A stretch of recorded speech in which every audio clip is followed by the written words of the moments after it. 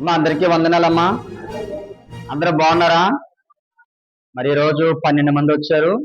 ఇలా మీరు ఇంకొక 10 మంది వచ్చినా నేను ప్రతిరోజు మీకు టిఫిన్ ఏర్పాటు చేస్తాను. మరి దేవుడు మాకు చెప్పాడు ఇలా కొంతమందికి ఆహారం పెట్టమని.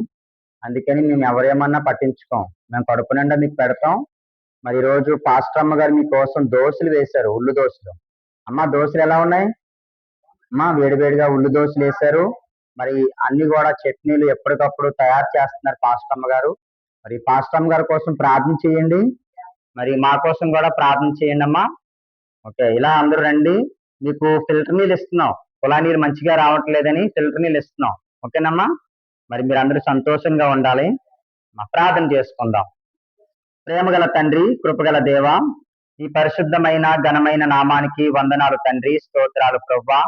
ఇదిగో నాయన యొక్క తండ్రి ప్రభా ఉదయకాల సమయంలో మీ బిడ్డలను మీరు ప్రేమించి సిద్ధపరిచిన ఆహారాన్ని బట్టి మీకు స్తోత్రాలు తండ్రి. దేవా ఇదిగో నాయన సమయంలో తండ్రి కూడి వచ్చిన బిడ్డలను దీవించండి. ఆహారం తింటూ ఉండగా వారికి మంచి ఆరోగ్యము దయచండి. దేవా యొక్క ఆసరా ఫౌండేషన్ మీ చేతులకు అప్పగిస్తూ ఉన్నాను ప్రభా. అయ్యా ఇగో ఈ పరిచర్య కొరకునైనా అనేక మంది సహకరిస్తూ ఉన్నారు. వారందరినీ మీరు దీవించండి, ఆశీర్వదించండి. కొంతమందినైనా మమ్మల్ని విమర్శిస్తూ ఉన్నారు ప్రభా.